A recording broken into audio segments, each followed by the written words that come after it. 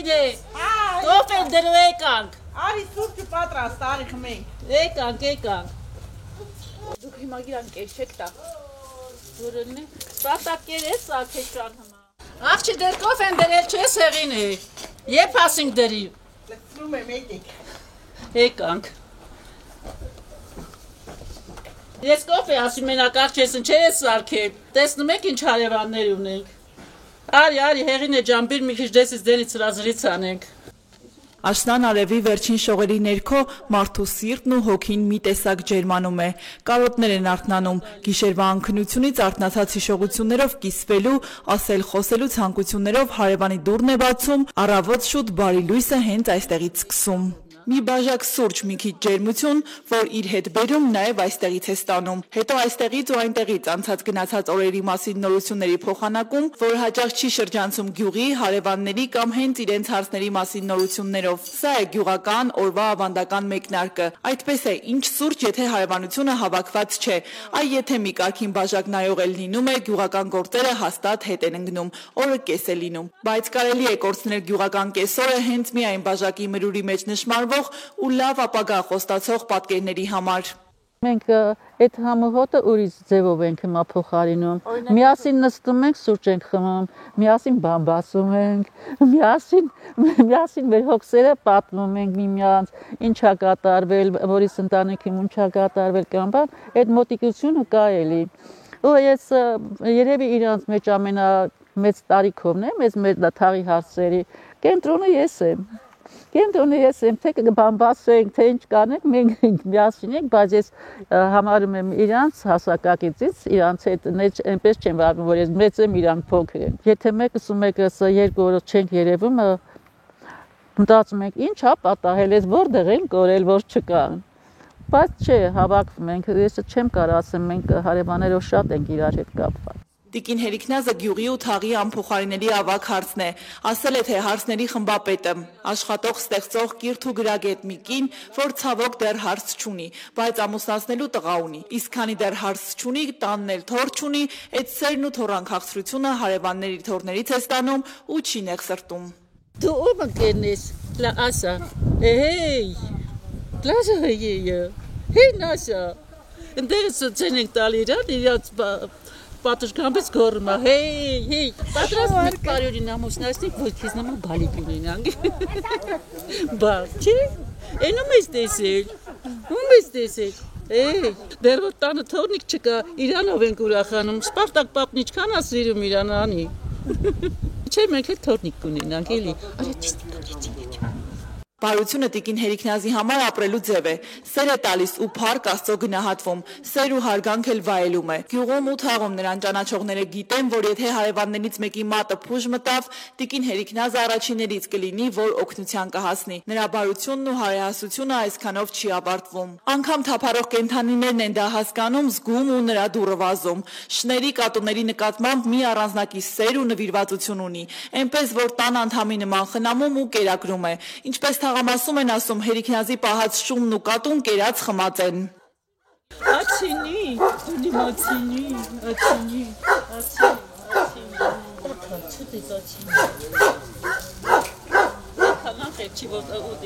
Լեդի, ինչու լեդի բա։ Ես չգիտեմ, լեդիա, մեսանա լեդիա, աղջիկային դրամա լեդի եմ դրել անունը, չէ լեդի ձան։ Արի լեդի, բարի մարդիկ են հիմնականը կենդանիներ պահում։ Ես ինքը հարևանի շունն է, շատ փոքր թողել են գնացի սարը, ինքը սոված ծարավեկավ մեր մոտ, մենք ստիպած պահեցինք, թե չէ մենք շուն ունենք, հենա մեր շունը, ես հարևանի շունն է, պահում ենք, որ իրանք սարից գան, տանք իրանց։ Շոկոլադ էլ է տալի ամուսինս, իրան տալիս ենք, որ կոֆե խմի, բերմա տալի ճանը։ Լեդի, իդիմ լեդի, Ալեդի, այ շունիկի, ացիկի, Լեդի շունը մինչև մի կուշ չուտի հերիքնազի սիրտը չի հանգստանա, ինքն էլ հաց չի ուտի, ամուսնուն էլ հաց չի տա, իր տան դրվածքն է այդպիսին, առաջինը կենդանիներին, հետո նոր իրենց, ու այդպես ամեն օր հերիքնազի բանն ու գործը հետ չի հատնում, առավոտվա սուրճից հետո օրը սկսվում ու կարծես թե չի էլ ավարտվում, որովհետև քիչ անելիքներ չունի, գոմ, կենդանիներ, այգի, դաշտ ու հանդ, հա օգնող ձեռքեր ունի, ամուսինը սարի պես մեջքին կանգնած է, տղան էլ հետ չի մնում գյուղատնտեսական գործերից, բայց ինչպես ասում են, տան մեծ հոգսը կնոջ փխրուն ուսերին է, հատկապես աշնանը գյուղի հարցների գործերը կրկնապատկվում են, տեսակ պահածոները իրենց հերթին, այգու բերքն ու բարիքը հավաքելն ու պահեստավորելն էլ իր հերթին, իսկ տիկին Հերիքնազի մառանը պարտադիր պետք է լիքը լինի, դա նրա համար ավանդույթի պես մի բան է։ Հայրական տան խնձորներից է, բերել ենք մշակել ենք, մեր մոտել ենք այդ նույն ծառերը տնկել, որ հարս է մեկել, որովհետև ինքը համ շատ համով է, համ իրան լավ օղի ալնում։ Դրա համար էլ մշակել ենք, այս տարի մի քիչ կարկուտը խփել է, մի քիչ շատ չի լավը, բայց թե համը հոչի կորել մեջից, արևածագի բերքը, միրգը արևա համար, որովհետև մշակողն է իր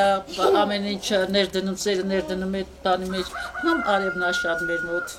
Նրա բացված նոր տարվա սեղանից անպակաս է լինում այգու, արևածագի արևահամ բերք ու բարիքից ստացած անմահական համով ու տեսքով չրերի հարուստ տեսականին, նույն մրգերից պատրաստած անուշահամ կոմպոտները, թարմ մրգերը ու գրեթե այն ամեն ինչը, որ սեղանին է դրվում, բոլորը տնական են, այդ ամենը բնական է, բոլորը իր ձեռքի ու մի ողջ տարվա քրտնաջան աշխատանքի արդյունք է, ու կարևորը, որ տիկին Հերիքնազի բացված սեղանը ոչ թե ճոխության, այլ գույնի, համի ու հոտի մասին է։ Մեր ամբողջ ձմեռվա պահուստը հիմնականում լինում է մեր տանից, մեր այգուց առնում, հավաքել ենք, մորը հավաքել ենք, մոշից հավաքել ենք, կամպոտ ենք արել, հիմա էլ էսա ընկույզն ենք հավաքում, որ սրան մեջ անենք ձմեռվա համար, թե չուչխել պատրաստենք, թե չարած պատրաստենք, որպեսզի տնական լինի ամեն ինչ։ Նոր տարվա սեղանների պատրաստում ենք հիմնականում մեր տանից առնում, կարագով պատրաստած թխվածները, սմետանով պատրաստած սալատները,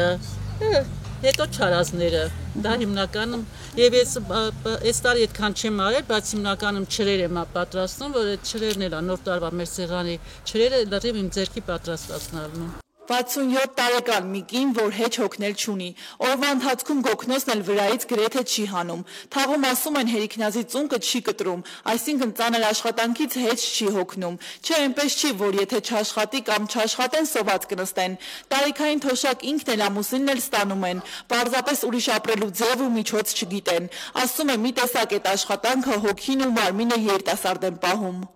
Մտածել եմ, որ պետք է լրիվ ասենք այգին պիտի մշակվի։ Մշակում եմ, իմ ուժերի չափով իհարկե, բոլոր ամեն ինչը մշակել եմ, վարունգ, պամիդոր, բիբար, լոբի, ամեն ինչ, կարտոֆիլ, մոր, մալինա,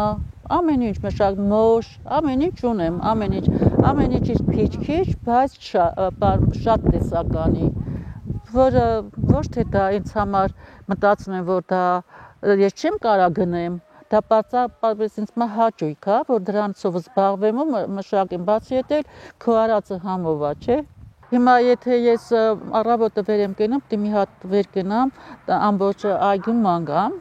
նախ հաճույք եմ ստանում իմ մշակած բույսերը, որ տեսնում եմ ոնց են աճել կամ բան, երկրորդն էլ պարապ նստելը ինձ մա շատ վատ է, պիտի անընդհատ շարժման մեջ ելնեմ։ Հետո տիկին Հերիքնազը մի առանձնակի ջերմությամբ, գյուղի մարդուն բնորոշ հպարտությամբ սկսում է պատմել, որ միայն ինքը չի, որ այսքան շատ է կապված հողի ու ընտանիքի հետ։ Ի վերջո տարիներ շարունակ արևածագը կամ նախկին Ղաչաղանը կարտոֆիլի երկիր է համարվել։ Հպարտանում է, որ իրենց գյուղում գրեթե արտագաղթ չկա, որ գյուղի երիտասարդները ոչ թե հեռանում են մեծ քաղաքներ, այլ ամուր թելերով կպչում են հողին։ Ու նրանց համար գյուղը աշխարհի կենտրոնն է, որտեղ ապրում են ոչ այնքան հարուստ, բայց մեկը մյուսով երջանիկ են եւ ուրախ։ Տեղի մարդիկ շատ աշխատասեր են, աշխատող, համբերատար, մեկը մեկին հասնող, Ես չեմ մոռանա սկզբնական շրջանում, երբ ասենք կարտոֆիլը հան, մենք մեկս մեկին օգնելով գնում էինք սկզբից մեկի դաշտն էինք կարտոֆիլը հավաքում, հետո մեկինը, բայց հետո արդեն տարիներ դու ինքդ էլ ես սպառվում արդեն եւ ուժերը տա գնում, տարիքդ որ մեծանում, հո չի ավելանում ուժդ, արդեն պակասում է, չէ՞։ Դրա համար արդեն ոնց որ ուրիշ տեղից աշխատող ես վերցնում, որ պետք է գա քո սեփական կարտոֆիլը հանի կամ հավաքի։ Այն ժամանակ այդպես չէր։ Ընտանիքները ամենը մեկին օգնում էին ու ասենք մեկ-մեկին օգնելով կարտոֆիլը հավաքում էին։ Ժամանակին այսպես էր, որ տիկին Հերիքնազի սրտով էր, բայց խոստովանել էլ չի կարող, որ հիմա ամեն բան փոխվել է, բոլորն են փոխվել, մի քիչ մեկուսացել ու այդ ամեն ինչը ցավոք սրտի մի քիչ էլ գյուղեր է հասել։ Այս ինտերնետի դարում մարդիկ մեկուսացումը, այ դա է մեկը, որ մեկուսացել են մարդիկ, հիմնականում յուրաքանչյուր իր տան, իր հեռուստացույցի առաջ, ալիշիտ հեռախոսի մեջ, կարող եմ ասել հեռախոսի մեջ, մանավանդ երիտասարդությունը, երեխաները, սկզբնական շրջանում, որ ասենք նայում ենք ամառվա այդ լավ եղանակներին, ամբողջ գյուղի երեխաները փողոցներում ձայներ, բակային ճամբարներ, ամեն ինչ, բայց հիմա յուրաքանչյուր երեխա հեռախոսը վերցրած տանն է, նստած հեռախոսի մեջ։ Ես չեմ ասում, որ վատ է, որ առաջընթաց կա տեխնիկայի, ասենք, այս ինտերնետի բան, բայց այն ժամանակ ավելի լավ էր, որ այդ մարդիկ բարի էին ավելի շատ։ Հնի ու նորի միջև համեմատություններ անելով հասնում է իր համար ամենացավոտ, գուցե նաև ամենախնդրային հարցին։ Ինչպես ամեն օր արևածագում էլ չամուսնացած շատ տղաներ կան, որոնք այդպես էլ ամուսնանալու մտադրություն չունեն։ Ավելին տիկին Հերիքնազի տղան էլ տարիքով փոքր չի, բայց էլի չամուսնացած։ Միակ լավ բանը, որ գոնե սիրտը թեթևացնում է, տղան ընտրած աղջիկ ունի։ Ասել է, թե վերջապես ծանր սայլը տեղից շարժվել է։ Այսօր օգուց գուցե հարսանքավոր է իրենց դռանը բարի ու ուրախանամ։ Հաշվել եմ մեկ-մեկ, որ չեմ կարողանում քնեմ, հաշվում եմ տները գնալով իմ աշխատանքի բերումով, նաև գյուղապետանում եմ աշխատել վերջի 7 տարիները աշխատանքային կյանքս այդտեղ ա եղել։ Տներով հաշվարկելով գնում եմ, որի տանը կա տղա, որ չի ամուսնացել, 40-ից անցնում է։ Մեկն էլ իմ տղան ա եղել, բայց փառք Աստծո արդեն հասնացուն է։ Բոլորին այդ մնացած 40-ին էլ եմ ցանկանում, որ ունենան։ Մի անգամ տղայս ասում է, «Պարու գիտես», ասում եմ, ընկեր Անահիտը գործից դուրս է մնացել ձեր պատճառով, շատ զարմացավ, ասում են, չի մամ, ասում եմ, որովհետև տղա ջան, դուք չեք ամուսնացել, երեխաներ չեք ունեցել, գյուղում այդքան երեխա չկա, որ մանկապարտեզում 2 խումբ լինի, դարձել է 1 խումբ, ընկեր Անահիտը դուրս է մնացել։ Չամուսնանալու պատճառները ըստ զրուցակցից խիստ տարբեր են։ Գյուղը որպես ոչ ցանկալի ամուսնության վայրից մինչև դաստիարակված հարսնացու գտնելու չափազանց բարդ ու պատասխանատու գործ։ Ամեն ինչ փոխվել է, մարդիկ են փոխվել, մարդկանց պահանջմունքներն էլ առաջվանը չեն, ասում է։ Հերվից ուրիշ է երևում, ծանոթանում է, սպառվում է, այլ մարդ է։ Աղջիկների պակաս կա եւ դաստիարակված աղջիկների պակաս էլ շատ կա։ Երևի դրանից է, հետո կա որ ասենք մի քիչ հիմիկվա ջահել աղջիկները այլ մտածելակերպ ունեն, քան մեր ժամանակվա։ Կան մեր մոտի տղաները մեծամասամբ արդեն մեծ տարիքներ ունեն եւ նրանք չեն համակերպվում հիմիկվա աղջիկների բնավորության հետ։ Այ հիմիկ ինչպիսին են ըստ ձեզ որ։ Երկնքում թռչող չեն մտածում, ասենք իրանք եթե այն ժամանակ ինձ ասեր, իմ մաման ասեր, այս չունեն, այն չունեն աղջիկ ջան, ինչու ես ամուսնանում, կասեի, չէ, իր հետ թեկուս մի բան քարայր մալեմ, մենք համ իր հետ մենք միասին կստեղծենք, բայց հիմա չէ, աղջիկներն ուզում են ամեն ինչ պատրաստ լինի։ Պատրաստ են ուզում, ոչ մեկը չի ուզում ինքը սեփական իր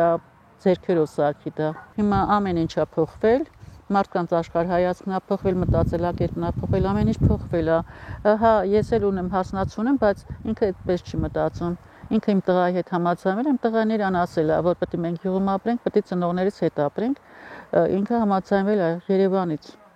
Համաձայնել է, որ միայն քեզ հետ լինի, որտեղ լինի, ես կապրեմ։ Այնպես չի որ կան ոչ այդպիսի աղջիկներ կան։ Դրա համար մեծամասամբ եթե տղաներին ասում ես ինչի՞ չես ամուսնանում, այդ են ասում,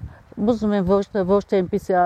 աղջիկ լինի, որ իմ ունեցվածքը ուզի, այլ ուզում եմ այնպիսի աղջիկ լինի, որ ինձ ուզի։ Տիկին Հերիքնազի բախտը հարսնացուի հարցում վերջապես բերել է, թեպետ ինքն էլ շատ հասկացող ու խելամիտ կեսուր է։ Սրտի թրթիրով սպասում է այն երջանիկ օրվան, որ մի լավ հարսանիք անեն։ Այնպիսի մի հարսանիք, որ ամբողջ գյուղն ու տարածաշրջանը խոսի։ Նախ որովհետև այդ օրվան երկար են սպասել։ Ու հարսանիքի գլխավոր հյուրերի կազմում կլինեն նաև առավոտվա սուրճի իր ընկերուհիները։ Ասում է իր միակ տղան է, պիտի ամեն ինչ շնորհքով, սազով ու ավանդույթներով անեն։ Ես լրիվ ամեն ինչի որոշումը թողել եմ իրանց, որովհետև իրանք էլ են հասուն մարդիկ, իրանք պետք չի, որ ես մտածեմ, իրանք թող մտածեն, երբ են ուզում նշանդրեք անեն, թող մտածեն, երբ են ուզում հարսանիքը, իրանց եմ թողել լրիվ ամեն ինչը։ Ես չեմ ասում, որ մենք կատարողն ենք, իրանք մեզ թելադրողը։ Որովհետև մեր կյանքի, ասենք, մեծագույնման ավանդամուսնուց մեծագույն նպատակն են եղել, որ տղային պիտի պսակի։ Ամուսինս արդեն 10 քանի տարի 20 լիտրանոց շշի մեջ պահում է կոնյակ, որը իր սեփական ձեռքով է պատրաստել, որ պիտի պարուրի հարսանիքին սեղանին կաժի։ Տիկին Հերիքնազը նաև լավ սկեսուր ու լավ հարս լինելու հարաբերությունները ճիշտ պահելու գաղտնիքը գիտի։ Բայց ով է ասում, որ սկեսուրը կամ սկեսարը նրանց պետք է բռնանան։ Ես այդպես չեմ մտածում, որ ես պետք է ասեմ, չէ, դուք էս արեք, դուք են արեք։ Եթե նրանք ամուսնացել են, նշանակում է արդեն իրանք այնքան բան գիտեն, այնքան բանի գաղափար ունեն, որ ինքնուրույն կարան իրանց կյանքը անեն։ Միասին ապրելը դա չի նշանակում մեկը մեկին կառավարել։ Իմ մտածելակերպով տենց է, որ պարտադիր չի, որ դու իրանց ղեկավարես կամ իրանք ձեզ ղեկավարեն, իսկ միասին համերաշխապրելն էլ հնարավոր բան է, անհնարին չի։ Դա ազատության հետ կապ չունի։ Էլ ազատը զգա քեզ, էլի դու ազատիլ, բայց ով ասում, որ քեզ պետք է բռնանան կամ պետք է ասեն, չէ, դու ազատ մի զգալ։ Հա, հարս է գալիս, բայց գիտեմ, որ իմ երրորդ աղջիկն է գալի։ Ուղղակի պարզապես պիտի դու այդ մտածես, այդ ձևը մտածես։ Ես միշտ ասել եմ, եթե բացի այդ էլ ես ուսուցչուհի ունեմ, մի անգամ իրան հարցրեցի, ընկեր Մովսյան, ձեր հարցի հետ դուք շատ հաշտեք, լավ հարց է, ասեց Հերիքնազ, գիտես ինչ կա, բոլոր մարդիկ իդեալական չեն, երբ հարց է գալի, դու ոչ թե պետք է նրա մոտ վատը տեսնես, այլ պետք է սկզբից լավը տեսնես, եթե դու վատը տեսար, վատ էլ պետք է գնա, դու պետք է առաջին հետին գնահատես լավը պետք է տեսնես, որ այդ լավով էլ գնա, ով չի բացական բան ունի, իդեալական մարդ ինձ թվում է չկա։ Տիկին Հերիքնազը գյուղական ավանդական կնոջ կերպարի կենդանի մարմնացում է, հպարտ, աշխատասեր, սրտաբաց ու ուժեղ։ Նրա նման կանանց շնորհիվ է, որ գյուղը կենդանի է, արևածագը իսկական արևածագ, ու ասում է, որ իր տղայի երիտասարդ ընտանիքում միայն խաղաղ արևածագեր են լինելու, նաև իր շնորհիվ։ Քանի ձեռքից եմ վարվելու հոր եմ դարձել, հոր եմ տարել լույս տվել, լույս տարելով եմ սպառվել։ Ես իմ ամբողջ կյանքում աշխատել եմ այնպես անեմ, որ ընտանիքս լավը լինի, ընտանիքումս համերաշխություն լինի։ Դրա համար երևի իմ սրտից բխող բառեր էր։